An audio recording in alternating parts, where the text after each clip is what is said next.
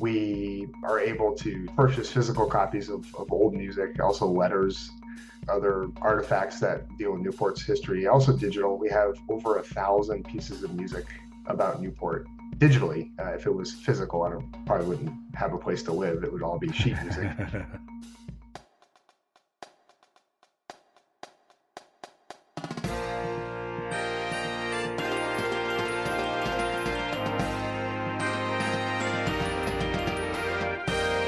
Hello, and welcome to episode 17 of the BandWagon podcast for the week of June 17th, 2024.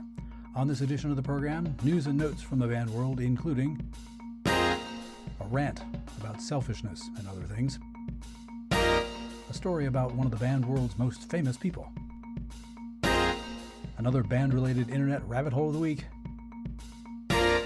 and a conversation about digging up musical artifacts and bringing them back to life. I'm your host, Rob Hammerton.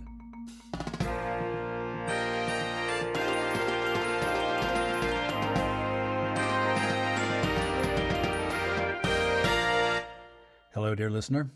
Here's a heads up. This week's first strain is going to be a rant. This is a sorry, not sorry situation, and it's going to force the rest of the podcast to work hard to lighten the mood again, which it will probably do, but one particular news item just activated my that's all I can stands because I can't stands no more instinct. It starts out not specifically to do with band, but it eventually, of course, has everything to do with band and music and the arts and humanities and short-sightedness. So, pull down the safety harness on this ride, because here we go. Let's play the first strain.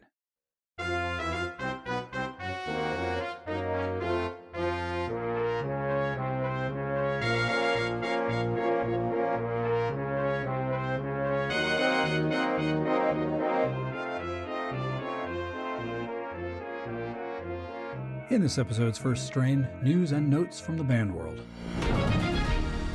Dateline, Franklin, Massachusetts. Credit to the reporting of Tom Benoit, I hope I've pronounced that correctly, a reporter for the Milford, Massachusetts Daily News. Voters in the town of Franklin voted narrowly to reject a $6.8 million tax override in a special election last Tuesday. This will require the town to fill a $6 million plus hole in its budget for fiscal year 2025. Just over 45% of Franklin's voters showed up to address a request to raise an extra $6.8 million in real estate and personal property taxes. The measure failed by just 236 votes.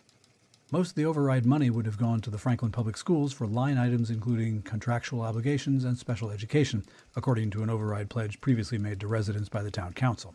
The remaining money, about $500,000, would have gone toward increases to general town and school facility operating expenses. The override's failure will lead to budget cuts to school programs and the loss of school department jobs. Last week, a reported 47 teachers received pink slips, which warned them that they would be laid off if the override failed. Had the override passed, the average Franklin homeowner's annual tax bill, currently about $7,700, would have increased by about $550 for fiscal 2025, according to an override document provided by the town. That increase would be in addition to the normal annual increase that's allowed under Proposition 2.5. Proposition 2.5 was a ballot measure approved by Massachusetts voters in 1980, which changed state law so that the total amount of property tax that a city or town can assess each year cannot increase by more than 2.5% per year, plus the impact of any new growth. Prop 2.5 was backed by a number of anti-tax activist organizations. But residents can override this limit by a majority vote. Such an override would enable a community to permanently increase its tax levy limit. Overrides are not uncommon in Massachusetts. Last year, one town's voters approved a $1.35 million override to avoid the closure of the town's library and senior center. And earlier this month, another town's voters passed a $750,000 override to fund the hiring of 6 additional paramedics for its fire department. Now, that's a lot of numbers. And there is research that suggests that news stories that just rattle off numbers see a sharp, almost immediate decrease in reader or listener engagement. Are you still there? Hello? So let's put this in terms that will hold your attention a bit better. The Franklin Education Association issued their estimate of what school department programs would face cuts in the event of an override. They said that if the ballot measure failed, Franklin schools would lose, among other things, the middle school orchestra, the middle school chorus, the 6th grade band, and the high school's theater program. And 7 of the district's 12 performing arts teachers would be laid off. And this is happening. It's the will of the people. It's yet another example of a city or town failing to prioritize public education. Yes, it's true. As a former public school teacher, and as the brother of a current one, and as the friend of legions of them, I cannot claim to be unbiased here. And I am well aware that there are people who are experiencing the kind of financial issues that will cause them to genuinely worry about increases in their property taxes. I do not mean to demean these people or downplay this problem at all. With the exception of a very few fabulously wealthy people in this country, people face economic stress and hard financial decisions all the time.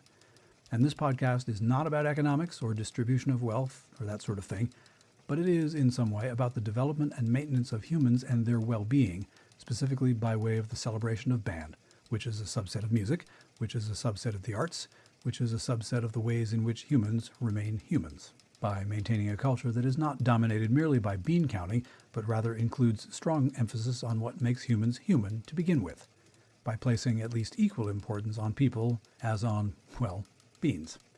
And I am sick to death of all the instinctive, knee-jerk dumping of budget reduction requirements onto our public education system. Since I entered high school in 1980, to the lilting strains of the Proposition 2.5 Read My Lips No New Taxes song, I have lived in a world where public school teachers are constantly looking over their shoulders, fearfully anticipating the moment when that pink slip would arrive in their mailboxes, that moment when their programs would be threatened, reduced, eliminated. And in the case of performing and visual arts teachers, knowing that they would likely be first in line to get that kind of news. Whoever came up with the terms non-essential employees and made the word extracurricular synonymous with unimportant, I'd like a word. I have had it up to here with the standardized testing obsession of our educational leadership, local, state, and federal. Of course it's important that people are good at reading and writing and calculating and understanding history and being able to science, so that we're not all characters in the movie Idiocracy. And it's important that people are physically fit, so we're not all blobs like the folks on the giant spaceships in the movie WALL-E. And it's very important, particularly now, that people are helped to understand how our system of government is supposed to work, and that people are taught to critically think for themselves, so that they know which media outlets are lying to them and which ones aren't, so they know what's propaganda and what's not. I get all that. Oh, do I? But the short-sightedness of constantly, incessantly going to the education well and hauling out buckets of resources will wear on a fella after a year or 2 or 10 or 45. Now, the word band has only been uttered once since this first strain began, you may notice, and you are no doubt wondering, have I stumbled onto a speech by a guest host on Diane Ravitch's education podcast? And yeah, she's done one, but it hasn't had a new episode in about 10 years. She's more the blog type. But students sign up for and adults participate in school and community orchestras, school and community choirs, school and community theater programs, school and community visual art activities, for the same reasons that most listeners of the BandWagon podcast participate in school and community bands. We don't need to enumerate those reasons here, we know them. And yes, we list off all the extra musical reasons why band and music and the arts are important in children's early lives, all those doing better in English and math classes and preparing students for the 21st century workforce reasons that make us grind our teeth. We do this so that the unimaginative and or balanced budget-obsessed educational administrators and politicians in our towns, states, and country can have some rationalizations that will make sense to them about why they shouldn't axe yet another cultural program this time around. Because somehow, the effects of arts program participation on children's mental health and, their development as well-rounded human beings, they don't show up as line items on a fiscal balance sheet. And don't get me started about the corporations and other ultra-wealthy donors who exert influence on the decisions of politicians, making sure that they get theirs, that they keep theirs, that they get to pay as little in taxes as possible, the rest of society be damned. They don't care whether that rising 6th grade kid will get to continue developing as a musician and as a human in her band class. They don't care whether that rising 9th grader will get to learn about the human condition and his own condition through participation in a theater program. They just don't care. We care, though. You and I. We do. It's just that most of us, I assume, don't have the kind of fabulous wealth that could be applied to the bean counters and the decision makers to get them to see things our way. So what do we do? What little we can. If you think that starts with building a little community of band supporting, music supporting, arts supporting, human race supporting people through a little fledgling podcast, well, heck, I'm with you, obviously. If it's some other activity, do that. Whatever we have to do, in whatever little ways we can do it. Rage against the machine. With a smile on your face, of course, even if it's a sarcastic smile. You gotta start somewhere. Meantime, spare a thought for the students of Franklin, Massachusetts, and for the students of other towns and cities in that state, and in this country, and in the world. as they continue to have the activities that make them proper humans and that they find, fun, removed from their lives because somehow we just can't afford it. You understand. That's news and notes from the band world for this week. If you have a news item you think should be included in this segment, send me a link via email to heybandwagon@yahoo.com. I'll take a quick break now, which will not remotely help me chill out, and then I'll try to find some silver linings. Yeah, I will. After all, this is BandWagon.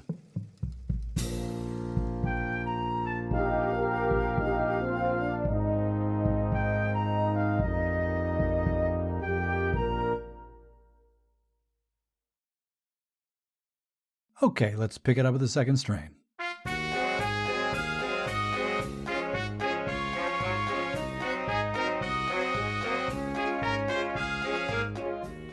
In this week's second strain, it's very important to note that I cast no aspersions on this podcast. Different people know different things, even in the relatively close confines of the band world. So if I invoke the name Tim Lotzenheiser and you, a band person, don't know what I'm talking about, I'm not going to yell at you or mock you or ask you, where you been? Because I get into band-related conversations and people ask me if I know this name or that name, and I confess that I don't, and they don't yell at me or do any of that other stuff. Fair is fair, and also treat people with kindness. They'll like you better. But I mean, it's Dr. Tim. Last week, and again next week, you're going to hear a little bit more than usual about this Drum Major Academy thing I've been involved with since 1999, and honestly, in some fashion before that. It's the time of year when the various editions of that week-long summer high school student leadership training program kick into gear, from Colorado to Carolina, from Oklahoma to Ohio, from New Jersey to Massachusetts. At some point during many of the 4 or 5 day clinics that I've been fortunate enough to participate in as teaching staff, the clinic has gotten a visit from a special guest speaker, Dr. Tim Lotzenheiser. Among other things, he's been a college band director, a spokesperson for a number of musical instrument makers, an author of those Purple Essential Elements beginner band instrument lesson books, and the founder of his own company, Attitude Concepts for Today. But mostly, I've known him as a fellow who gives motivational speakers a good name. Because he's a busy fellow, he gives hundreds of motivational talks at programs similar to DMA every year, as well as at music educator conferences and other sundry events, and he's been a regular figure at the Bands of America Grand National Championships. He tends to fly from one clinic site to another, stay overnight at a hotel, give another talk the next morning, leap into a cab or something in order to get to the airport to fly from that clinic site to the next, and on and on. All the while being in his 70s, if I'm not mistaken. To the naked eye, he's got more energy than people half a century younger. I don't know where he gets it. So here's my story, and if you've heard me tell it before in another venue, you probably won't mind hearing it again. That's the way it goes with stories about Tim, or that Tim tells as part of his motivational talks. I've heard a number of his tales a dozen or more times, and they never get old. I hope this one won't either. 2 Julys ago, on a Tuesday morning, Tim flew into Bradley International Airport in Hartford, Connecticut, stayed overnight somewhere, and then bright and early Wednesday morning blew the minds of the assembled Drum Major Academy students at Westfield State University, here in Massachusetts. I stood in the back of the room, admiring his work as always, when the president of DMA, Gene Parks, crept up behind me and whispered, "Can you help me?" I said, "Of course." She said, "Tim needs a ride to the airport. Can you drive him?" In the 2 seconds following that question, I thought, well, it's 35 minutes there and 35 back, and I have to set up my conducting video room equipment for the early afternoon session, and I've got to make sure my laptop can connect to the gear in the room I've never been in because this is a new DMA location, and somewhere there I need to eat lunch. Which to Gene looked like I blinked my eyes twice. I chided myself for even hesitating and thinking about all that stuff. Absolutely I can drive him, I told Gene. I mean, for heaven's sake, one does not pass up an opportunity to spend 35 minutes sealed up in a car with the guru of band-focused music education. On top of that, just about any time Tim and I had interacted before, it had been for about 5 seconds as I waved hello again while he scooped up his luggage after a DMA speech and ran for the door. Tim could, even in just 5 seconds of interaction, make you feel like you were the most important thing in his life at that moment. Because you were. It wasn't an act. But I always marveled at the idea that he even knew who I was. Yes, I was part of the DMA staff, and since his connection with George Parks went back far enough that they used to good-naturedly argue about who had stolen whose motivational speech material first, well, if I was a DMA staff person, I was family. Completely amazing. I shook my head in wonderment every dang time. So when the appropriate moment came, I scooped up Tim's luggage, put it in the back of my little Prius. He climbed into the car, and we set off. And for 35 minutes, try as I might, I could not get him to talk about himself. He kept asking me questions. So, remind me when you marched at UMass? Oh, okay, the mid-'80s. So you marched with Heidi? Oh, you were drum majors together. And after that, you went into teaching? Oh, you were a journalism major? I didn't know that. So how'd you get into music ed? So Boston University came through for you. Good. So how many years did you teach? And when did you first get in with DMA? The closest I came to turning the top of conversation toward him was asking how he'd broken his arm, which was in a sling. Freak accident with a suddenly opening set of double doors. Nobody's fault. Tim, please tell me it's not your writing arm. Well, of course it is. Isn't that the way it works? We got to the airport in plenty of time. I hauled his luggage out of my trunk because I sure wasn't going to let him try and do it with that arm. He gave me a great big bear hug, said to me, "Hey, thanks for this. You didn't have to do that. Great to see you again. Anything I can do for you, you make sure to tell me and it'll get done." And launched himself into the departure terminal on his way to the next itinerary stop. I caught my breath and then drove back to Westfield. A wee confession about the next July, which was last summer, 2023. Same thing. Same DMA, same Westfield location, same schedule. Tim arrived Tuesday night. We saw him on Wednesday morning. But that second summer at Westfield, at the beginning of the week, I actively volunteered myself for Lotzenheiser limo duty. Partly that was because, starred thought, a leader sees what needs to be done and all that. But mostly, I admit, it was out of enlightened self-interest. The previous summer's 35-minute mobile conversation was such great professional development in its own right that who wouldn't appreciate another chance to have it, yeah? If I had been a good person, I would have cast around to see if any other staff member was available to do the airport run. More people should have the chance to experience a Dr. Tim dialogue. As I mentioned, Tim makes the whole conversation about the person he's talking with organically, without their even realizing it. He tells the DMA kids to make it all about the people they're serving as student leaders, and he practices what he preaches. In a perfect world, I should not hog such opportunities. But that time, I did. My DMA experience for this summer kicks off in about 5 weeks, give or take. Again, in a perfect world, I would let somebody else asked to or be asked to ferry Dr. Tim to the airport. I'll let you know how well behaved I am when I find that out. In a moment, I share a conversation about some musical archaeology. Do stay with me if you like.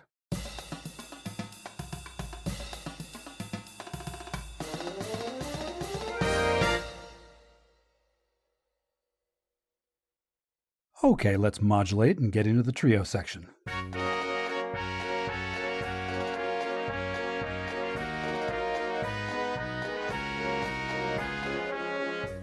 This week in the trio section, I'm pleased to be joined by a longtime Rhode Island resident who has performed and conducted music all over the country, but a large musical focus of whose is right there in the place he grew up. He unearths musical artifacts from the ocean state's history and brings them back to life, quite honestly, among a number of other achievements. Please help me welcome to the program Dr. Mark Stickney. Hello, Mark. Hi, Rob. Thank you for having me on. Thank you for doing this. We go back quite a few years, but it has been almost all of those years since I last had a chance to have a conversation with you. So it's good to see you. It's good to see you too.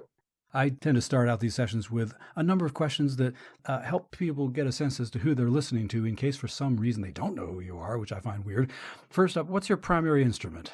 My primary instrument was tuba, but I haven't actually played probably in about 5 or 6 years. I played a little bit of trombone. That was my first instrument in a local community band in the summer, but it's getting harder and harder to find any time to actually play an instrument anymore.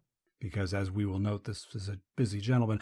I wonder how you got started playing a band instrument. Well, my mother's an organist and piano teacher, a church organist and piano teacher, and I went to like every kid went to the music night, and I had longer arms than most younger kids, so they gave me a trombone, which I actually enjoyed, and I still play.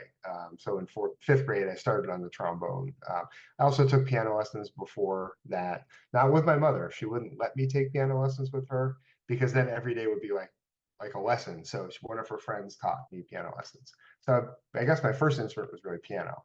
My first real instrument that I actually cared about. I liked the piano, but I was never good at it, was trombone. This is feeling like a very familiar story to me, except my mother wasn't an organist. One day I'll circle back to that, but what's your current band-related role? My current band-related role is I'm the artistic director and conductor of the Seacoast Wind Ensemble, which is in Kittery, Maine. I've been with them since 2016. And that's really the only band I conduct anymore. I do some work with a local orchestra called the Gilded Age Orchestra of Newport, who we have had some programs at the mansions in Newport. So, what bands have you been active with in your life, whether it's been playing or conducting or whatever? I can only imagine. Ooh, that's a lot of bands. I played in the bands at Portsmouth High School in Rhode Island, not the New Hampshire one, the Rhode Island one. At Gettysburg College, where I went to school, Montclair State, Rutgers University, where I got my doctorate. But also, I've conducted bands at Southern Utah University, Oklahoma, Plymouth State in New Hampshire, and also played with the Salve Regina University band in Newport, Rhode Island. That's the last group I've actually played with. I played for their commencement, not this year, but the 2023 commencement services for them. I'm sure I read somewhere that early in your life you were involved with the Newport Music Festival. Do I have that right? Yes, the Newport Music Festival, which is now called, I think, Newport Classical. But when I was 14, my parents, who were working with the director at the time in the office, helping out, doing volunteer work, but also my dad did some computing work for them. They got me a job on the production crew just to get me some experience in the summer and probably to get rid of me in the summer. I stayed with them for about 29 years. I took over leading the production staff after about 10 years, so my early 20s. And I ran their production for the rest of the 29 years I was with them. And when there was a turnover in management, I decided it was time to move on. And as much as I enjoyed it, it was nice to have some free time in the summer. I read that resume bullet point and got thinking, I wonder if that was, it had to have been the start, but I wonder if that kind of solidified enough of a connection with Newport that it made it a little bit easier to, I'm sliding right into your big project here, but it made maybe a little bit easier or more obvious to slide into your interest of music that historically has been part of Newport, Rhode Island. It was, sitting in the mansions, listening to performances and being curious as to what would have gone on there, because there's been no real research had been done about Newport's musical life, minus the, Jazz Fest, Folk Fest. Everyone knows about those, Yeah. And they're great. But what was life like for the average Newport and also the not so average Newporter who owned the breakers?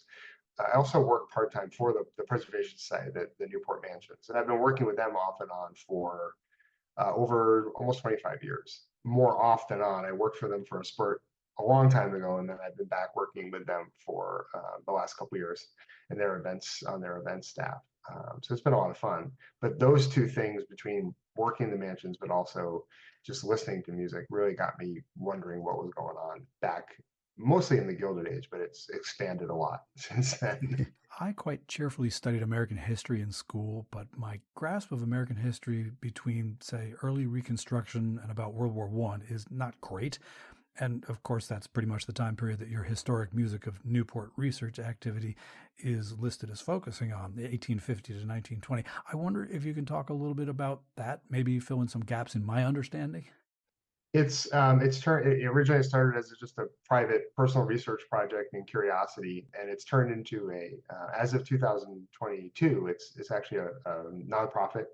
We are able to purchase physical copies of old music, also letters, other artifacts that deal with Newport's history, also digital. We have over 1,000 pieces of music about Newport digitally. If it was physical, probably wouldn't have a place to live. It would all be sheet music. But we also expanded to research the people. We have almost 1,000 names, and they're musicians who would have served at Fort Adams, which is where the Newport Folk and Jazz Festivals are. But that was an active Army fort going back to the 1840s and before, when the original fort wasn't quite there yet. Those musicians were some of the best in the world. They came from all over the world to perform in the Army. Also the Navy base in Newport. And now we're doing tours. We have 2 tours at the local cemeteries, one at the historic Island Cemetery, which goes back to the colonial days of Newport and before. And also at Fort Adams has an Army military cemetery. So we do 2 tours there. And we also are doing now, we just had our first summer concert at Toro Park, which is if you've been to Newport, if you haven't been to Newport, there's this giant stone tower that no one's quite sure who built it. It's everything from the Vikings to Chinese explorers to aliens, depending on who you believe, or the locals. But there used to be a bandstand in that park, and there were performances going back into the 19th or mid and late 19th century. So we brought that back, and we just had our first of 4 concerts. And this is our second year doing that program. So we're trying to expand and get more programming out there, so that we're able to share what we have, not just online.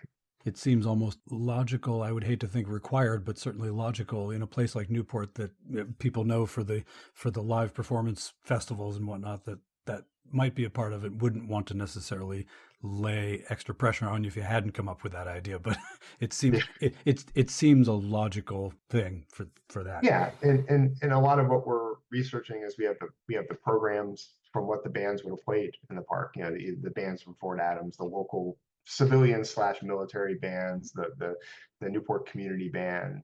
They used to print the programs in the newspaper, so you could see exactly what they were playing, which is really, I think, kind of cool. I'm going to presume that certainly for the time in history, the band world isn't the only musical world served by this music. No, it's organists at the churches, orchestras. There were a number of theaters in Newport, some of which are still there, sort of. Some of which are gone physically, but the building remnants are still there. The professional performances. I just put something online that's going to come up next week. Sousa's band was in town performing. He came here, I think, 3 or 4 times. Came to Newport to perform on tours, but also just the local musicians, piano teachers, music teachers at the schools.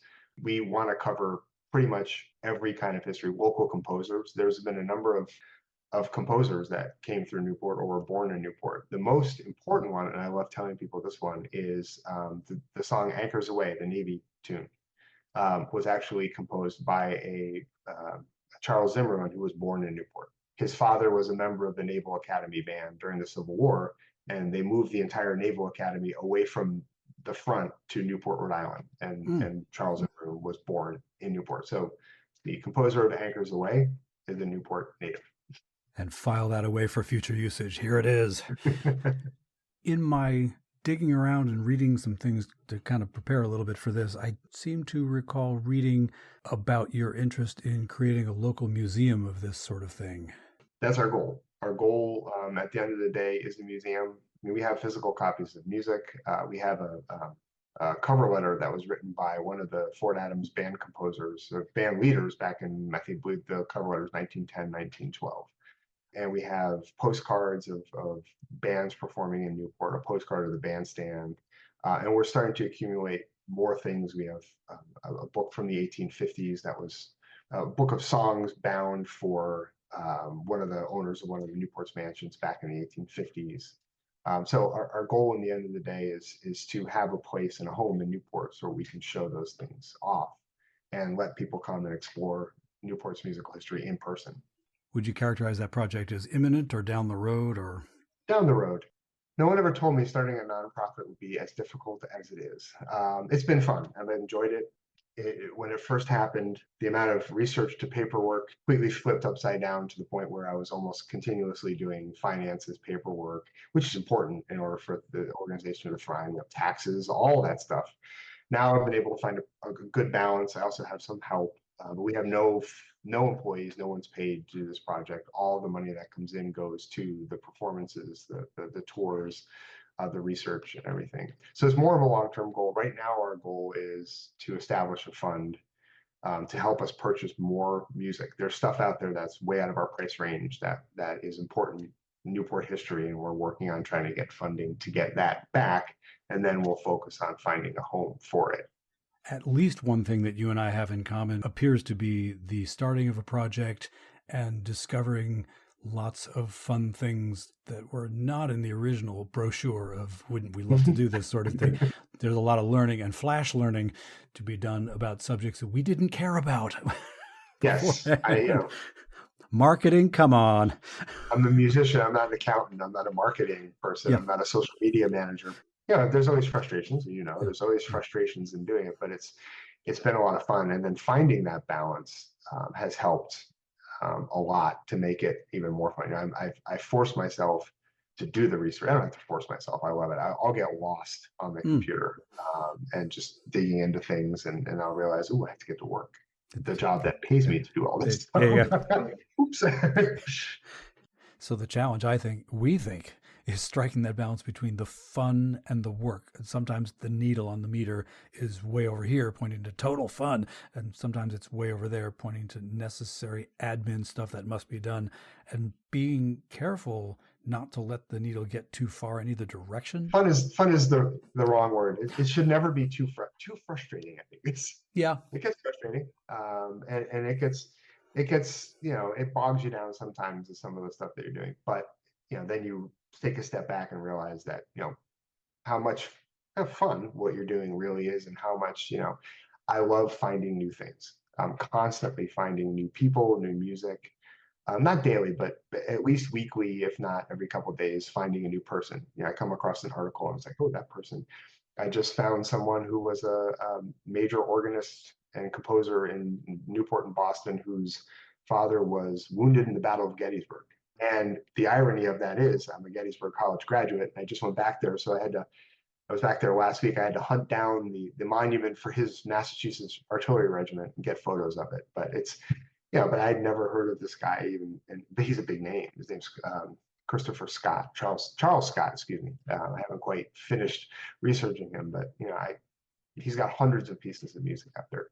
And in that particular case, there's a name which is, shall we say, not uncommon. So I can only imagine it makes the digging a little much harder. It gets worse with the Irish musicians from the mid 1800s. We have in the cemetery. I was researching most of the musicians, the band musicians there, and some of the graves are for their children. There's almost maybe a quarter to a third of the graves in that cemetery are soldiers' children who died at the fort going back to the 1800s. And it was just child of Kelly. I'm like, okay, Irish musician with the last name of Kelly. And there were 5 soldiers at the fort at that time with the last name of Kelly. And I was trying to figure out which one it was. I'm like, that's not, it's a pretty common Irish name. Exasperated exhale. I would judge that my own particular version of digging around to see if I can find somebody from the past, etc., has not nearly been as let's say, fulsome as yours. So I have to only imagine the moment when you either stumble onto something or you go down a path that you suspect might be fruitful and it turns out to be fruitful. And what a moment that is. It's incredible. It's incredible finding, and since this is a band podcast, well, probably the biggest band guy I found is there's 2 of them. One was a musician who was in the Navy band here, and I came across his obituary, and this was in the late 1800s, early 1900s. He died at the beginning of the 1900s, and he wrote something like 40 marches and other music that was performed by bands all over the country. And one of his pieces, a funeral march, was played by the president's own at JFK's funeral procession. Ooh. During JFK's funeral procession. And I was just like, okay, where's the music? The Marines had 1 or 2 pieces. One of the other service bands, I think the Naval Academy, had recorded in the Heritage of the Band series, the old record series, they had recorded half of an album of his music. So I was able to get some from them. But then a friend of a friend who used to work at the Library of Congress thinks they saw music by him once upon a time. And I was able to get about 30 pieces of music from the Library of Congress, all the original band arrangements. Unfortunately, some of them are just the cornet score parts. So those marches we don't know what they actually were like. So finding his music was probably the first incredible moment of thing. And the other example of that was there was a Civil War colonel, or a cavalry colonel by the name of John Rogers in Rhode Island. And there was a music store owner in Newport also by the name of John Rogers. And I was convinced that there's no way that these are the same people. It turns out before the Civil War, he was a music teacher. And after the Civil War, he owned a music store in Newport, and it was a church organist and choir director, or maybe just choir director, excuse me. And during the Civil War, he was wounded at Bull Run, joined the cavalry, and rose to the rank of colonel, commanding Rhode Island's cavalry. And I'm like, okay, they were the same person. So stories like that is what makes it, I think, the most incredible. Like, that's what makes my day. That moment of score. Yeah. Talking of which, that's the worst transition I've ever done in my life, or at the very least, it's the cheesiest one. But in thinking about the idea of you going and purchasing music and then effectively digitizing it, throwing it into music processing software, music notation software, and whatnot. A number of weeks ago on this program, I had a chat with a gentleman who was a grad student at UMass named Richard Sargent, who was doing a lot of research on a Robert Russell Bennett piece. At this very moment, I don't remember whether this made the final edit of the interview, but we were talking about the process of taking sheet music of a certain era, and his was, the 1930s, but yours is, it had to have been handwritten, I would assume. Some of it is handwritten, some of it is typeset. I have music that's typeset to a certain degree back into the even back to 1830s. There's some music that is typeset, or there was a later version of it.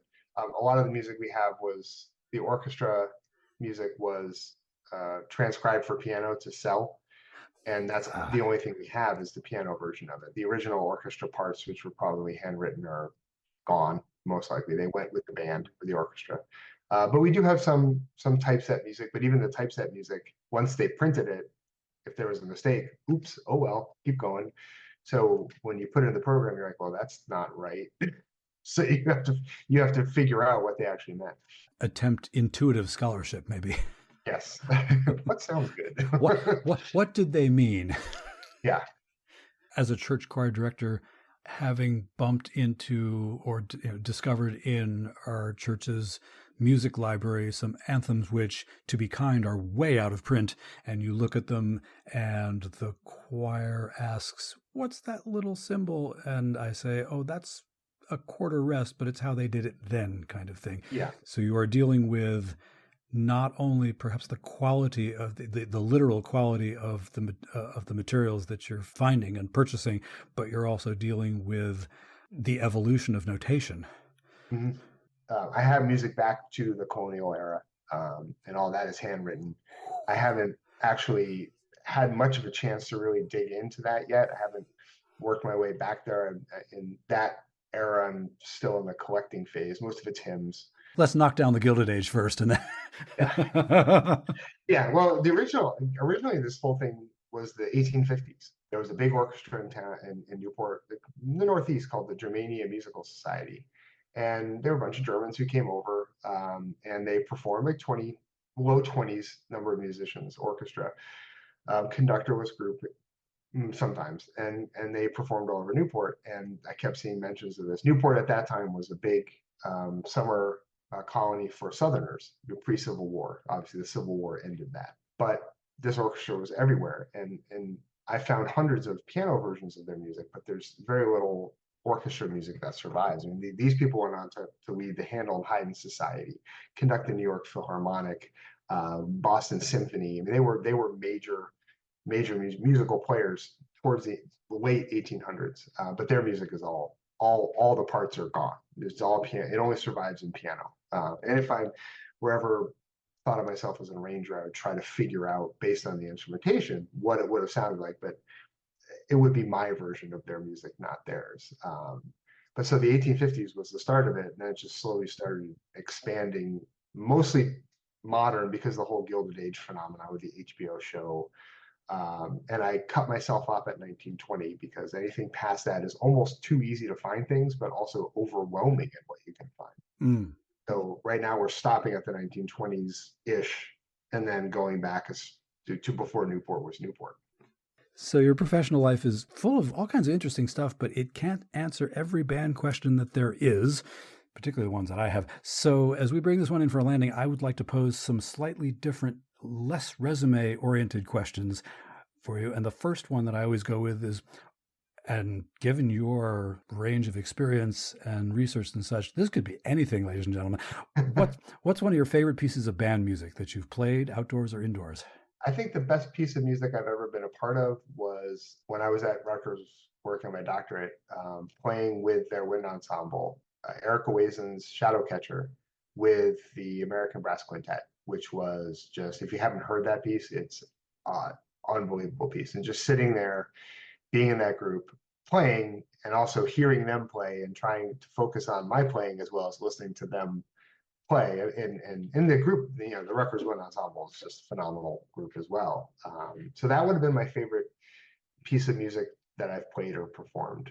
Conducted, well, some people ask me what's your favorite piece. I'll look for something that I'm doing recently. My favorite piece right now is, and it's kind of cheesy, is a piece called the Champagne Gallop, which is we're doing as an encore.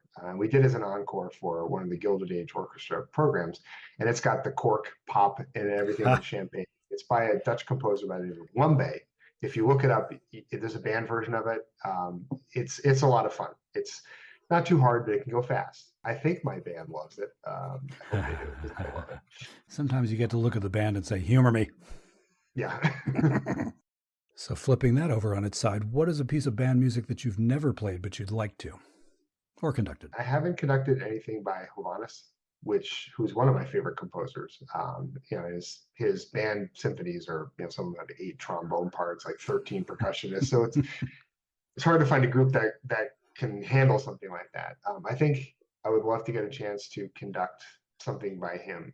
Playing, there's some music by John Mackey that I haven't had a chance to play. The Wine Dark Sea, music like that. I think if I were to play, I would love to get a chance to play something like that. He was up for one of the New England Band Directors Institute weekends, and I'm trying to remember which year it was. It was, he did the music of session. And yes. He said, well, I don't conduct, so you have to. I'm like, what? Oh, that's right. With you right there. Oh, that's right. It was a lot of fun. It was a lot of fun. I had never met him. I had met him, I think, briefly at Midwest, but I never really had a chance to talk to him. And it was a lot of fun having him there. Let's see. Oh, don't have any idea what you're going to answer, what your answer is to this one. Is there a band that you would like to perform with that you haven't, either because you're not the right age or not in the right location or don't live in the right century? I would love to play with the New Jersey Wind Symphony. I don't know if you're familiar with them. Chris Wilhelm, yep. Who I've known since my graduate work at Montclair State. One of my band members from Seacoast in Maine is now teaching at Montclair in New Jersey, playing in the Wind Symphony there.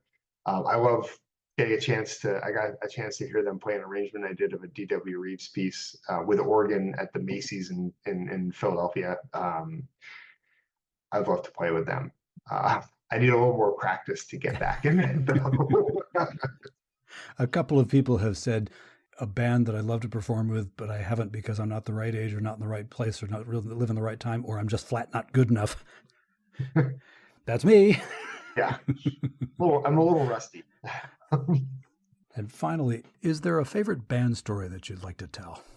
Can I do 2 quick ones? Sure. One is, as a player, when I was playing at Rutgers, we were performing a piece called Solemn Music by Virgil Thompson, and I was in the tuba section. There were 2 or 3 of us back there, and there's this one tuba playing at the beginning and one tuba playing at the end, and about 1 second into the piece, one of my valves broke on my tuba.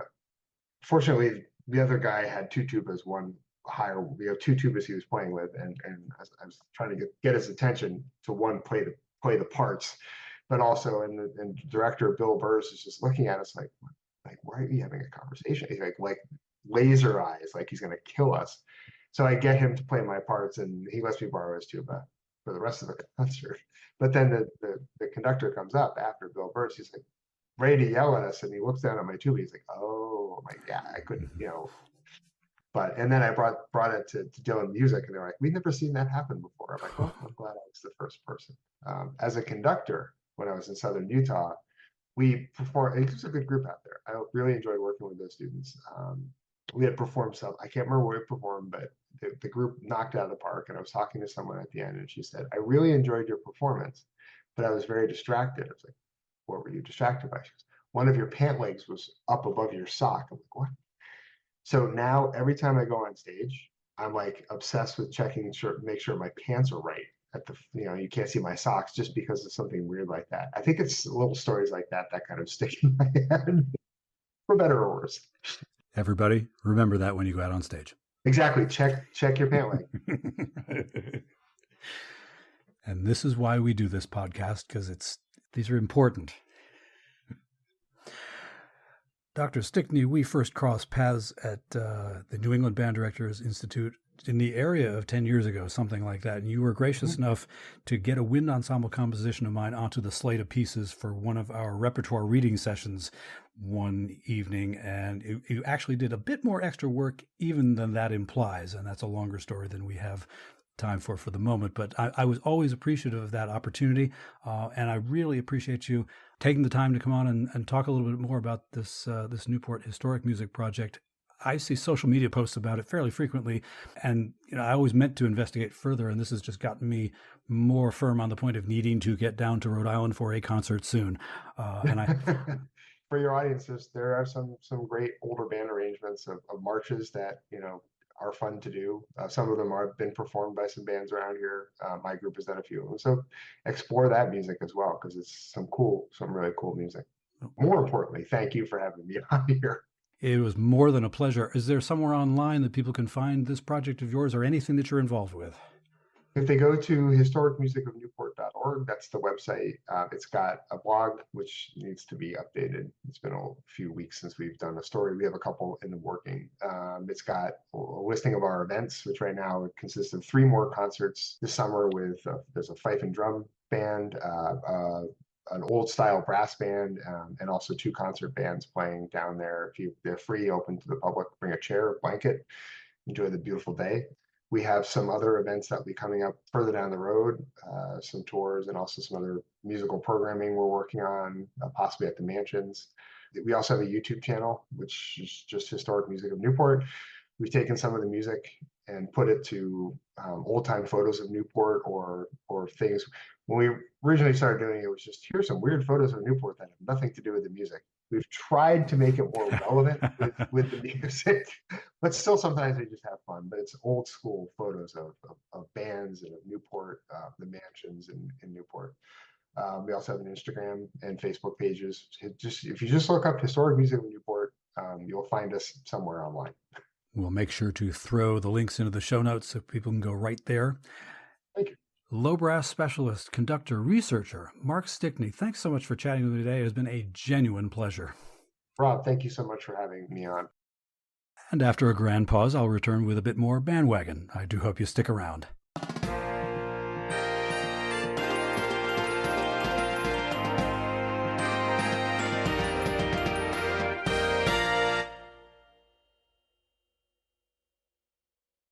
Here comes the dogfight.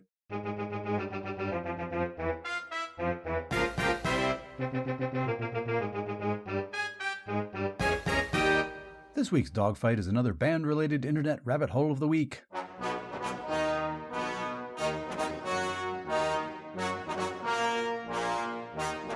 Where I offer up one of my online excursions that you may be inspired to pursue yourself, thereby completely destroying an evening. You're welcome. This week's rabbit hole of the week, well, I've been sitting on this one for a while. A little more than 6 years ago, I was watching the Rose Parade, and I saw a band take that famous 110-degree corner at a dead run while playing. Never seen anything like that before. The band was identified by the National Broadcast Network only as Green Band from Japan. Forgive me, but I doubted that was their real name, and indeed, a little digging revealed that the band was one of several who have made the trip from Japan to march the Rose Parade. Those bands are part of a Japanese organization called the Green Band Association. Green Band was established in 1998 in the Japanese city of Sendai as an international brass band organization with an environmental protection purpose. Its members travel internationally to perform, and the freewill donations from their concert audiences are used to support tree planting, animal cruelty prevention, and other related activities. So that's the background. And now, the actual rabbit hole, featuring probably the best known of those bands, the Kyoto Takebana Senior High School Band. They are distinctive for several reasons. Reason 1. Their uniforms, bright gold tops, orange skirts, black knee socks, well, except for the males in the group who wear black pants. Reason 2, the band doesn't have that many males in it. Kyoto Takebana is always at least 95% female. Reason 3, Takebana's repertoire is dominated by Disney medleys and pop tunes, and not just watered-down arrangements. Musically, as they say in drum corps, the demand is high. Reason 4, the physical demands of this outfit are beyond high. I promise, you have never seen a band move like this while playing. The closest thing to this that we have in this country would be the historically black college and university band tradition.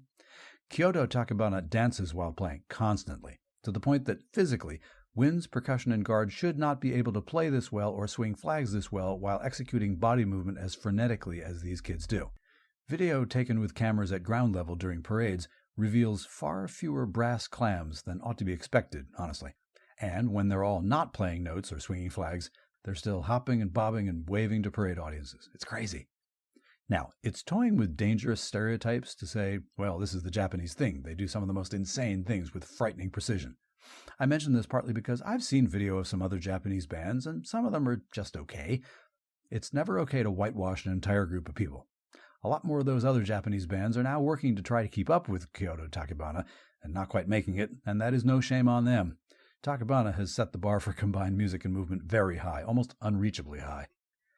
There's a documentary video out there, which I've linked in the show notes, along with a few other videos to get you the idea of what this is all about, which shows rehearsals and sectionals and all kinds of behind-the-scenes footage about how they prepare what they do and how they train. And yeah, it's training. To do the physical things that are asked of them, they have to be in ferociously good physical shape. And you think college football teams need conditioning programs. They ought to check these kids out. As was described a bit in last week's trio section, the Rose Parade is 5.5 miles of pavement, and the Takebana kids are moving and dancing the whole time. Add to that, at no time will you ever see any individual going through the motions. It seems like their repertoire is designed to prevent this. If any of them put less than 100% into what they're doing, it will stand out. And you just never see that. Remarkable. It takes commitment, not just to the ensemble in general, but to every single second of a performance. For that reason alone, any video of theirs that you start watching, you will finish. It's enthralling, especially for anyone who knows what goes into doing this stuff. Well, quite often I've said, okay, one last pause to catch our breath. And this week I really mean it. I mean, go watch some Kyoto Takebana videos via the links in the show notes, and I bet you'll be winded just watching. They're incredible. Anyway, in a moment, we'll bring this episode in for a landing. Thanks for continuing to listen. To wrap up this week, let's take the coda.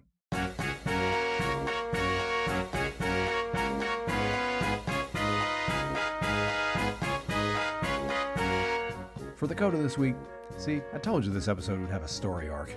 Yeah, I started out pretty peeved, and I haven't lost that. It's seemingly an ongoing fight to preserve the band activity, to preserve musical activities and studies in public education. Heck, to have to constantly present justifications for why that should continue. It's just nonsense. But thanks to memories of Dr. Tim, and thanks to Mark Stickney's descriptions of his work to preserve Rhode Island's musical history, and thanks to those perpetual motion Japanese band kids, I'm back to smiling while I carry on the fight. Chin up, everybody. Eyes with pride.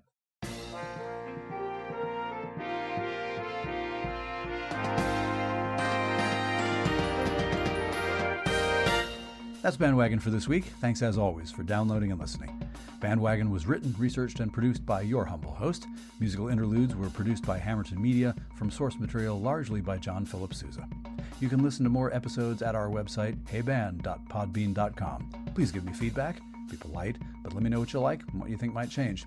You can do that using our email address, heybandwagon@yahoo.com, or leave us a 90-second voice message by going to speakpipe.com/heybandwagon. Be aware that we do reserve the right to include your message on the podcast unless you say otherwise. All those contact links and links to our news items, conversation topics, and my interview guest, Mark Stickney, can be found in our show notes. Please share the show on social media, and thank you for that. If you enjoy this podcast, get someone else to listen as well. As it turns out, word of mouth really is the best recruiting tool. And to keep up with us every week, subscribe to BandWagon on the Podbean app, Apple Podcasts, or wherever you get your podcasts. Rate and review. It really helps other people to find the show. For now, take care, stay in touch, stay in tune, and we'll do all this again next week. I'm Rob Hammerton. Detail, fall out.